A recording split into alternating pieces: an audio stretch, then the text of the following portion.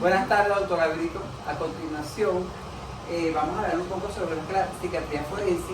Mi grupo es el número 5 y está integrado por Mariana González, Nairobi López, Yuri López, Loren Maldonado y mi persona, Alexander Pérez.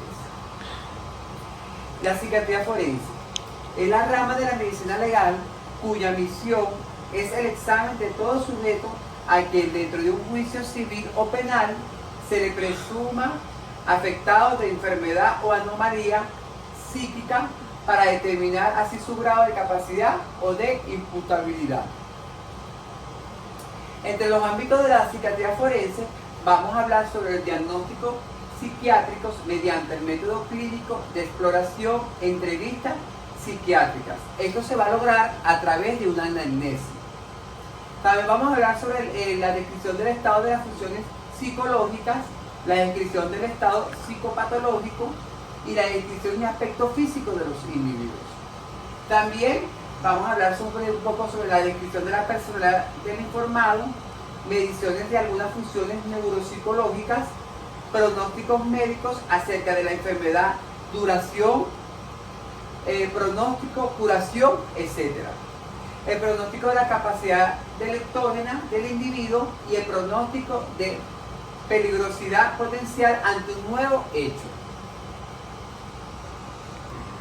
Buenas tardes, mi nombre es Mariana González y dando continuidad al tema voy a hablar sobre las funciones. Una de las primeras funciones tenemos que evaluar el diagnóstico del cuadro psiquiátrico y psicopatológico. En la segunda función tenemos que establecer la naturaleza y la etiología de los síntomas que se observan y definir el trastorno. En la tercera función tenemos la exigencia médico-legal que derivan las consideraciones forenses expresadas en la pericia solicitada para la administración de la justicia. En la cuarta función tenemos en las relaciones de la psiquiatría la diferencia...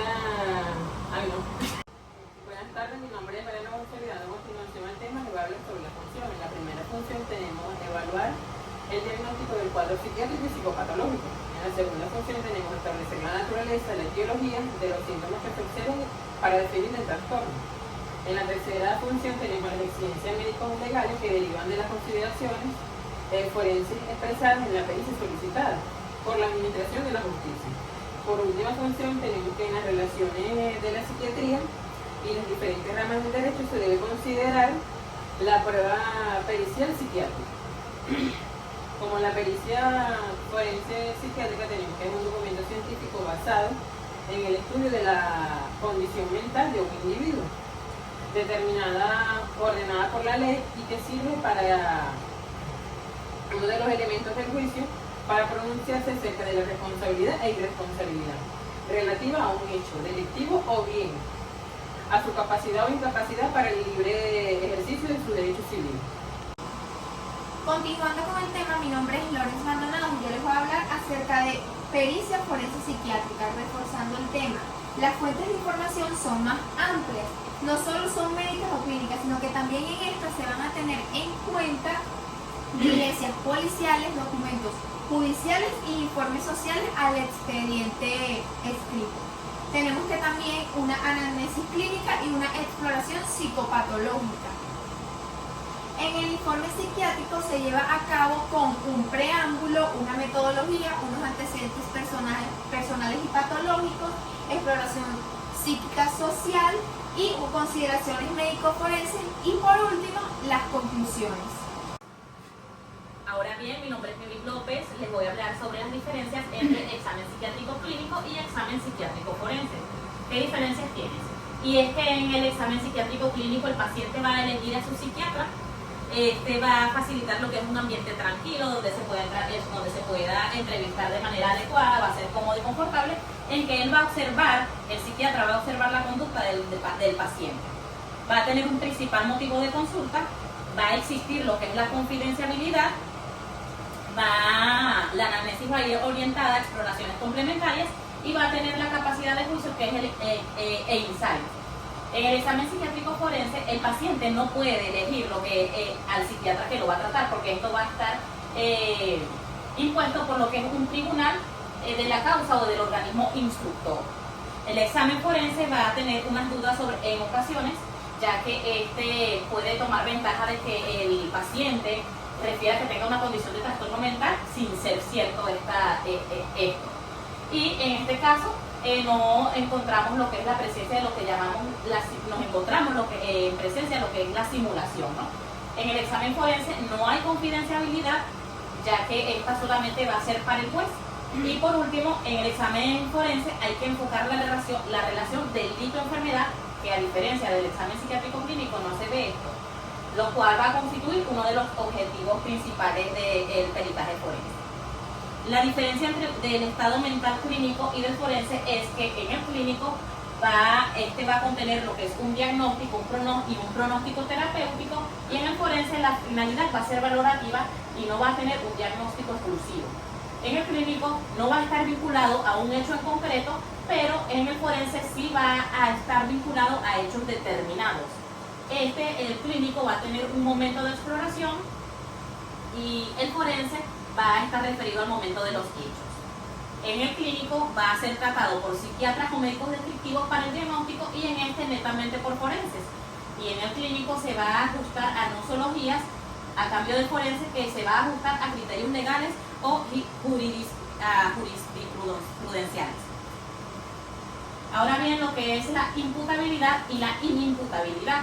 La imputabilidad se va a dirigir o va a estar dirigida a lo que es la conducta jurídica de una persona en virtud de la cual le es atribuida en mayor, ya sea en mayor o en menor grado, la violación de una norma legal. En Venezuela, tal como lo establece el Código Orgánico Procesal Penal, es la capacidad de actuar con plena conciencia y libertad de los actos.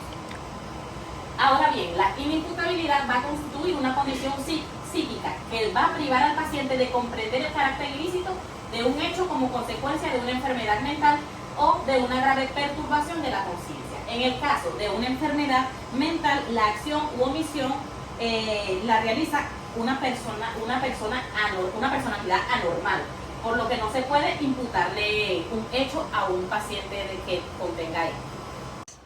Para dar continuidad en cuanto a la exposición, habla para ustedes Nairobi López. En esta oportunidad vamos a estar hablando acerca del internamiento psiquiátrico, que esto se puede presentar voluntario e involuntario. Cuando hablamos de voluntario, el paciente firma la solicitud y puede abandonar el tratamiento cuando él lo desee. Cuando hablamos involuntario, puede presentarse urgente, no urgente y penal. Vamos a estar en presente de lo penal. 3. La relación entre salud mental y el delito viene a través de la neurocriminología, que trata de explicar el fenómeno delincuente a través de la neurociencia. Precisamente en el desarrollo de la neurociencia afecta mucho psicología criminal y la psicología jurídica, lo que traduce en estos avances tiene mucho impacto, ¿verdad?, en la administración de la justicia. Dicha neurocriminología define que el impulso criminal viene de una lesión del lóbulo prefrontal o anormalía congénita de las funciones de las mismas áreas. ¿Qué? En el 2010, Corpole realiza una revisión bibliográfica sobre la neuroanatomía y la vía de comportamientos antisociales y violencia, de lo que sacaron una pequeña conclusión, como que cada vez que hay datos que apoyan a la base de actividades de la corteza prefrontal, que puede predisponerse a actos violentos. Esta función prefrontal mermado puede significar pérdidas de inhibiciones o control de la estructura subcorticales, como las amígdalas, consideradas como la base del comportamiento agresivo. Bueno, a continuación les vamos a dejar un mensaje de reflexión. El más leve detalle, lo que más insignificante parece, suele ser en ocasiones la clave que nos va a conducir a la averiguación de